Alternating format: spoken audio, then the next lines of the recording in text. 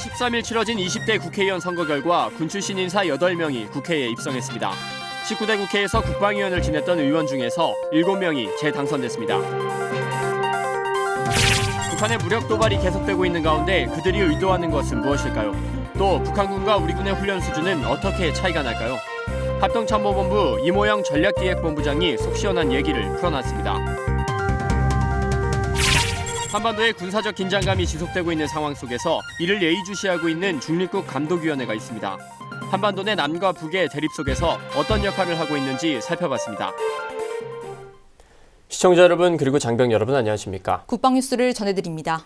13일에 치러진 20대 국회의원 선거 결과 군 관련 인사 8명이 당선됐습니다. 19대 국회에서 국방위원을 지냈던 의원 17명 중에는 7명이 당선됐습니다. 오상영 기자의 보도입니다. 19대 국회 국방위원을 지냈던 새누리당 김성찬 의원이 20대 국회의원 선거에서 재선에 성공했습니다. 경남 창원시 진해구 지역구 후보로 나선 김성찬 의원은 해사 30기로 해군 참모총장을 지냈습니다. 19대 농축산위에서 활동했던 새누리당 김종태 의원도 경북 상주시 군위의성 청송군에서 재선됐습니다. 김종태 의원은 육군 3, 4, 6기로 기무사령관을 지냈습니다. 경남 김해시갑에서 출마한 더불어민주당 민홍철 의원도 19대에 이어 두 번째 국회의원에 당선됐습니다. 민홍철 의원은 군 법무관 6기로 고등군사법원장을 지냈고 19대 때는 국토교통위원회에서 활동했습니다. 백승주 전 국방부 차관은 경북 구미시 갑에서 출마해 당선됐습니다. 한국국방연구원 안보전략연구센터장과 40대 국방부 차관을 지냈습니다. 각 당의 비례대표로 4명의 국방 관련 초선 국회의원이 당선됐습니다. 새누리당에서는 육사 39기 이종명 예비역 대령과 전 국군 간호사관학교장 윤종필 예비역 주원장이 당선됐고 육사 30기로 74단장을 지낸 김중로 예비역 주원장이 국민의당 비례대표로 당선됐습니다. 또 김장수 전 국방부 장관 때 장관 정책보좌관을 지냈던 김종대 군사평론가도 정의당 비례대표로 20대 국회의원에 당선됐습니다. 한편 19대 국회 국방위원 중 새누리당 홍철호 의원과 더불어민주당 안규백, 윤후덕 의원, 국민의당 권은희 의원이 각각 당선됐으며 무소속으로 출마한 유승민 의원과 주호영 의원도 각 지역구에서 당선돼 20대 국회의원으로 활동하게 되었습니다. 국방뉴스 오상현입니다. 최근 계속되고 있는 북한의 도발은 결국 체제 유지를 위한 내부 결속용일 가능성이 큰 것으로 분석됐습니다. 국방TV 군사 전문 대담 프로그램인 국방포커스에서 하루가 멀다 하고 도발을 자행하고 있는 북한의 속내를 살펴봤습니다. 윤현수 기자의 보도입니다. 최근 잇따르고 있는 북한의 무력 도발 의도를 파악하기 위해 3명의 전문가들이 스튜디오에 마주 앉았습니다. 먼저 북한이 반성의 기미 없이 도발 수위를 높이는 속내에 대해 의견을 나눴습니다. 5월 당대회를 앞두고 국제적인 제재 속에서도 건재함을 과시하려는 내부 결속을 위한 전술일 것이라고 봤습니다. 불안감을 높이고 남남 갈등을 조장하려는 것도 얄팍한 속셈 중 하나일 것으로 판단했습니다. 그러한 군사적 긴장을 높였을 때 통상 남쪽에서는 남남 갈등이 많이 발생했습니다. 과거의 전례를 봐도 천안함 사태를 봐도 그렇고 여러 가지를 봤을 때 그러한 남남 갈등을 조성하기 위해서 이런 군사적 긴장을 계속 고조시키고 있는 것이 아니냐 이런 면이 있다고 생각을 합니다. 북한이 우리 대한민국을 향해 남발하고 있는 최후 통첩장 관련 질문에 대해선 일축했습니다. 실행 가능성보단 허풍에 가까운 내용으로 분석되기 때문입니다. 예의주시하긴 하겠지만 양치기 소년 같은 북한의 행동에 물음표를 찍었습니다. 북한이 서둘러 공개한 훈련 영상에 대한 분석도 이어졌습니다. 북한군 장비는 발사 속도와 정확도, 방호력 등 여러 측면에서 우리 군 장비에 비해 현저히 떨어지는 수준이라고 설명했습니다. 이와 함께 우리 군의 훈련은 북한군 훈련과 비교해 압도적인 우위에 있다고 강조했습니다. 타켓 때 쏘는 모습도 하지만 타켓팅되는 그러한 표적에 대한 것을 굉장히 중요하게 생각합니다. 거기에 이제 정밀하게 타격이 되는가 안 되는. 근데 아까 보신 것처럼 저 시범에서는 그러한 것보다는 쏘는 모습 위주로 보여주는 것이 가니까 훈련의 질과 그러한 그 양적인 면에서는 통합화력경훈련하고는 비교하기가 어렵다. 사상 최대 규모로 진행 중인 독수리 훈련에 대한 질의응답도 이어졌습니다. 3명 패널 모두 북한 군부에 강한 두려움으로 작용할 것이라고 내다봤습니다. 독수훈련 자체가 어떻게 보면 특수전, 말씀해 주셨지만 특수전 훈련이 또 주가 되기 때문에 특히 북한의 최고 지도부 입장에서는 굉장한 압박감을 느꼈을 것으로 생각됩니다. 그다음에 만일 북한이 도발을 감행한다면 도발 원점과 지휘 세력 타격이란 원칙을 실행해 보여줘야 한다고 입을 모았습니다. GPS나 EMP 전자기파, 무인기를 이용한 제3의 공격에 대해서도 철저하게 대비해야 한다고 강조했습니다. 지금도 간헐적으로 계속되고 있는 전방 지역에서 GPS 이용한 거라든가 아니면 무인기. 그러니까 이건 정보 조사 과정에서 실제로 이 북한 거냐 아니냐 그러는 거에 대한 논쟁이 일어날 수 있는 것들이거든요. 이런 쪽에 틈새를 노릴 수도 있다는 점에 대해서 경계를 해야 되겠죠. 마지막으로 우리 군은 국민의 생명과 재산을 보호하는 데 최선을 다할 것을 다짐하며 지속적인 지지와 성원을 부탁했습니다. 국민의 생명과 재산을 보호하기 위해서 우리 군이 있는 것이기 때문에 그러한 우리들이 해야 될 역할, 그러한 또 우리들의 임무, 최선을 다해서 할 수 있도록 노력을 할 것입니다. 1시간여 동안 진행된 북한 무력 도발의 속내와 관련한 전문가 대담. 더 자세한 내용은 15일 저녁 8시에 방영되는 국방TV 국방포커스에서 시청할 수 있습니다. 국방뉴스 윤현수입니다. 우리 군은 최근 도발을 일삼으며 한반도의 긴장을 고조시키고 있는 북한에 대해 대비태세를 강화하고 있는데요. 우리 군 못지않게 남북 긴장 상황을 예의주시하고 있는 곳이 바로 중립국 감독위원회입니다. 남북이 평화 통일의 길로 가기 위해 중립국 감독위원회에서는 어떤 역할을 하고 있는지 알아봤습니다. 송민아 기자의 보도입니다. 지난 1953년 7월 27일 6.25 전쟁 후 정전협정이 체결되면서 유엔이 추천한 스웨덴과 스위스와 공산 진영의 체코슬로바키아와 폴란드는 중립국 감독위원단으로 활동을 시작합니다. 하지만 북한이 1993년 체코슬로바키아, 1995년 폴란드 대표단을 차례로 추방한 후 스웨덴과 스위스 대표단이 감독위로서 실질적 임무를 수행하고 있습니다. 정전협정문 41조에 명시된 중립국 감독위원회의 임무는 정전협정에 규정된 감독과 감시, 시찰 등 임무 집행과 이를 통한 조사 결과를 군사정전위에 보고하는 것입니다. 통상적으로 매주 화요일 한 차례 회의를 한 후 작성된 보고서를 공유하기 위해 북한군 우편함에 넣어놓고 있습니다. 하지만 북한은 1995년 이후 단 한 번도 우편함을 열지 않고 중립국 감독위의 활동에 별다른 반응을 보이지 않고 있습니다. 중립국 감독위는 지난 2010년 이후부터 유엔 사령부가 일부 수정한 임무를 맡고 있습니다. 주로 군사정전위원회와 함께 DMZ 남쪽에서 일어나는 모든 군사훈련을 참관하고 병사들이 교전 규칙에 따라 무기를 소지하고 행동하는지를 확인합니다.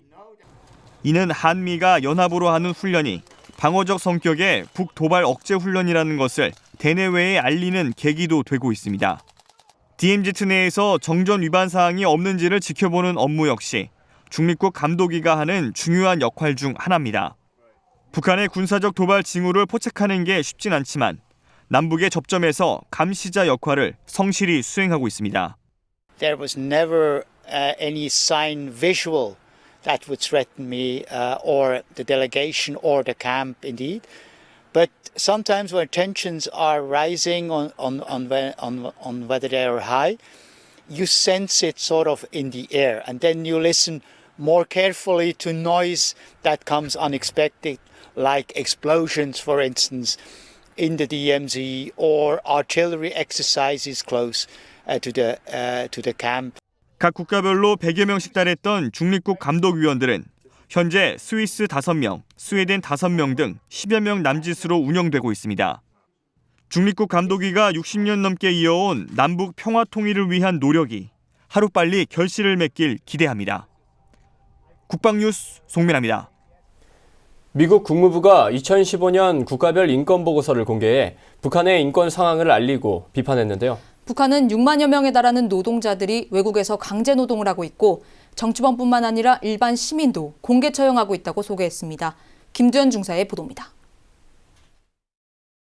미국 국무부는 2015년 국가별 인권보고서에서 북한을 쿠바와 중국, 이란, 수단 등과 함께 독재 정권으로 지칭하면서 북한 당국의 인권 상황을 비판했습니다. 미 국무부는 탈북자 문제와 관련해 사법 절차에 의하지 않는 처형과 임의적 감금, 정치범 체포와 고문 등을 지속적으로 자행하고 있다며 재판부는 독립적이지 않고 공정한 재판도 하지 않는다고 밝혔습니다.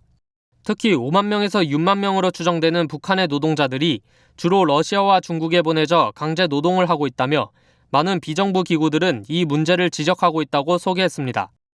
미 국무부는 또 정치범뿐만 아니라 일반 시민도 공개 처형을 당한 사실을 새롭게 추가했습니다.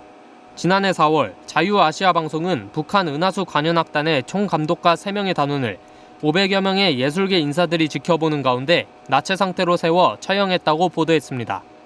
미 국무부는 북한 주민들은 이런 정부를 바꿀 능력이 없으며 북한 당국은 언론과 집회, 결사, 종교, 노동의 자유를 부정하는 등 주민들의 삶을 엄혹하게 통치하고 있다고 밝혔습니다.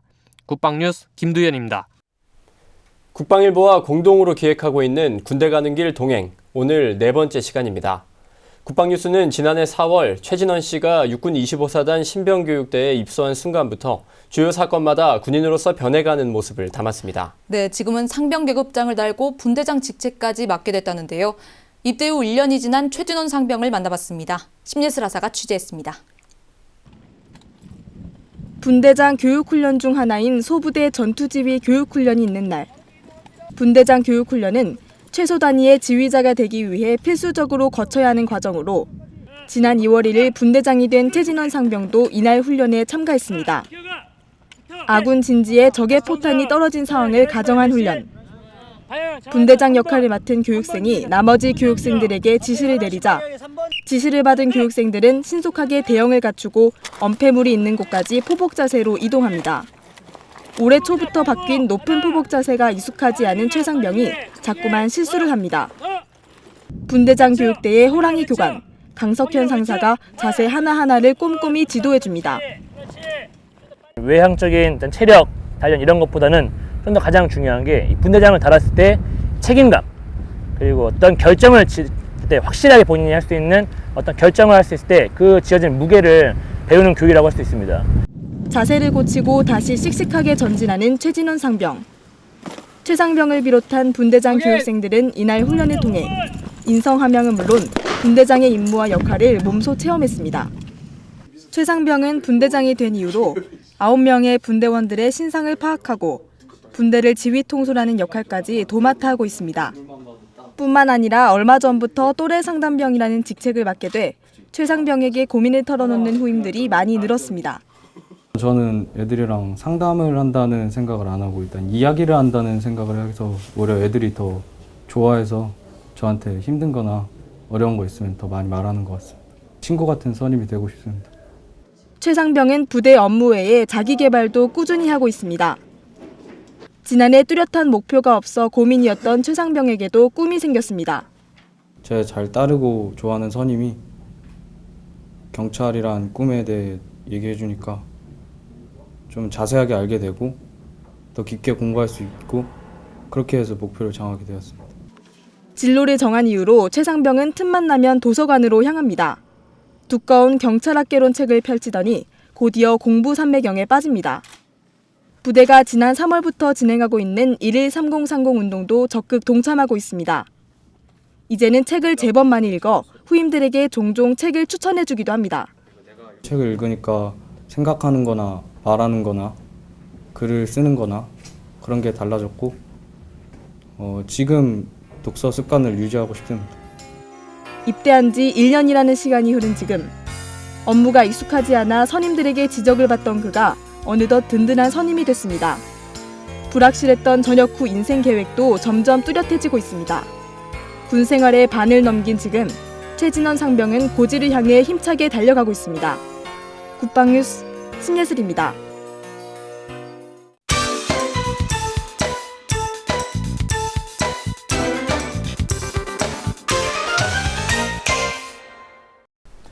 김진무 박사의 북한군 이야기 시간입니다. 한국국방연구원 김진무 박사와 알아보겠습니다. 네, 오늘은 선전대에 대해 알아보겠습니다. 박사님 어서 오십시오. 네, 안녕하세요. 박사님 먼저 이 선전대 무엇을 하는 곳입니까? 우리 군에 옛날에 그 연예병사 제가 네. 있었죠. 그 연예병사들이 이제 홍보원에서 아마 관리를 한 적이 네. 있었죠. 그래서 연예병사들 모아가지고 각 부대 가면서 이제 그 분들 사기를 도와주고 뭐 북돋아주고 뭐 이렇게 여러 가지 그런 거죠. 근데 이제 그거하고 좀 비슷한 개념이라고 보시면 됩니다. 그러니까 북한군 장병들에게 정치 사상 교육을 하는 수단입니다. 이거는 분명히. 그러니까 김일성 우상화, 그다음에 뭐 이런 여러 가지 총폭탄 정신 이런 것들 고취시키기 위한 수단이에요. 근데 그거를 공연, 화술, 음악 이걸로 하는 겁니다. 그걸 하기 위한 목적으로 조직된 게 선전대다. 그렇게 보시면 됩니다. 네, 그 선전대 조직이 어떻게 그럼 구성이 되어 있는 겁니까? 기본적으로 선전대는 군단급에 하나씩 있게 돼 있습니다. 근데 최근에는 뭐 그 연대급에서도 자기들 자체적으로 조직을 해서 그 운영을 하고 있긴 해요. 근데 기본적으로는 그 선전대장은 군단급 선전대장은 상좌입니다. 상좌. 그러니까 대자가 대령이면은 대령하고 중령하고 한 중간급 계급 정도 되는 이제 상자고 그 밑에 공연, 기재, 부품 이런 것들을 공연을 해야 되니까 그런 부품을 담당하는 예술행정지도원이라고 그 바로 밑에 있고요. 이쪽이 이제 행정 쪽이고 그 다음에 공연 음악을 총괄하는 연출가 PD가 있죠. 이쪽이 이제 그 공연 쪽이고 그 밑에 성악조, 기악조, 화술조. 화술조는 배우들입니다. 그렇게 이제 세 개로 구분있고 그 중에 이제 배우가 있고 또 그들이 하는 그 여러 가지 공연들을 만드는 작가들이 있고. 네, 이 선전대가 아무래도 공연을 하는 조직이라고 하면 공연 배우들이 어떻게 선출되는지도 궁금하거든요. 예. 여자들은 일단 기본적으로 키가 160 이상이 돼야 됩니다. 그러니까 사실 지금 북한의 요즘 젊은 애들의 키에 비하면은 굉장히 큰 키입니다. 굉장히 큰 키. 그 다음에 남자는 170 이상이 돼야 되고요.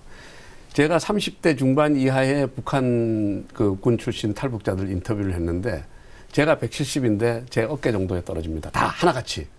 그러니까 북한의 지금 30대 중반 이하의 남성의 평균 키가 한 160 정도 된다고 보시면 됩니다. 근데 여자 키가 160이니까 굉장히 큰 거죠. 그다음에 물론 음악이나 연기 등의 능력이 있어야 되고 이제 이런 이제 학생들을 고등학교 때 가서부터 이제 좀 찍어놨다가 데려오는 겁니다. 뽑아가 선발해가지고 오는 겁니다. 근데 문제는 선전대는 35살까지밖에 못 있어요. 이제 35살 넘으면은 배우들은 분장을 해야 되는데 35살 넘은 사람을 아무리 분장해도 그 20살짜리 배우가 될 수 없다는 거지. 그래서 35살 넘으면 나가야 되고.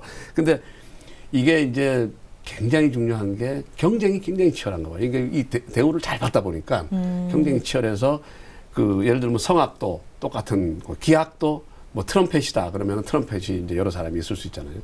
이 기량 경쟁을 하는 거예요. 그래서 그 경쟁이 떨어지면 선전돼서 나가야 되는 거야. 그러니까 피나게 연습을 하는 것 같아요. 그래서 굉장히 어떤 공연 품질이나 이런 게 높고 군단급 그 선전대 같은 경우는 내가 인터뷰한 친구는 김정일 앞에서 공연을 한 적도 있답니다. 그 정도로 이건 어마어마한 거거든요. 북한에서는 김정일 앞에서 공연을 한 것도 있는데 그러니까 그 정도로 기량이 높은 거예요. 그래서 이 공연 배우들의 어떤 기량이 상당히 높은 그런 선전대다 이렇게 얘기했습니다. 네. 그럼 공연 내용이 구체적으로는 어떻게 되는 겁니까? 사실은 공연이 있을 때마다 나는 뭐 한 공연을 여러 개 써먹는 줄 알았는데 그게 아니고 공연 때마다 공연을 새로 만들어야 됩니다. 그러니까 작곡, 작가 이런 사람들이 다 만들어가지고 또 그거를 시연해서 그러고 공연을 나가는데 이번에는 위에서 군단 정치위원이 이번에는 이런 걸로 해라라고 오다가 내려오면은 이제 선전대장이 그걸 가지고 이제 기획을 하고 하는 겁니다. 그래서 이게 잘못되면은 그냥 선전대장도 뭐 처형당할 수도 있고 그렇기 때문에. 근데 중요한 거는 대부분 뭐 우리 북한의 정치사상 교육 그렇듯이 김씨 일가에 대한 찬양입니다. 그리고 군의 존재가 김씨 일가를 총폭탄으로 막아야 되는 뭐 그런 겁니다. 그런 게 주제고 그 다음에 예를 들면은 천안함 사건 같은 경우, 그 다음에 최근에 목함지뢰 같은 경우 이런 것들을 자기들 군에 유리하게 연극이나 화술이나 이런 걸 만들어 가지고 군에다가 이제 공연을 하게 되고 그런 사상 교육을 시키는 아주 중요한 수단으로 그렇게 여기고 있습니다. 예, 말씀 듣다 보니까 북한 체제상에서는 정말 가장 중요한 일을 하고 있다라고 해도 과언이 아닐 것 같은데요. 이 선전대에게는 특별 대우가 있을 것 같습니다. 그렇죠. 지금 얘기를 들어보면은 뭐 그런 얘기는 안 하는데 거의 당 간부급에 해당되는 대우예요. 그러니까 쌀밥에 일단 쌀밥을 먹는다는 게 중요한 거예요. 북한군에서 쌀밥만 먹을 수 있는 부대는 뭐 많지 않거든요. 근데 쌀밥을 먹고 매일 고기 반찬이 올라오는 5가지 반찬으로 밥을 먹을 수 있다. 그 얘기입니다. 네. 그리고 피복도 독일제 같이 수입 피복으로 그 옷을 만들어 가지고 있고. 보급이 잘 그리고 되네요. 예, 따로 집이 있는데 뭐 난방이나 이런 거는 뭐 잘 돼 있고 그 밥 해주는 사람 따로 있고 다 경비 서는 사람 따로 있고 아주 특별 대우를 받는 그런 걸로 봅니다. 예, 박사님 말씀 오늘 여기까지 듣도록 하겠습니다. 네, 지금까지 김진무 박사와 함께했습니다. 박사님 감사합니다. 감사합니다.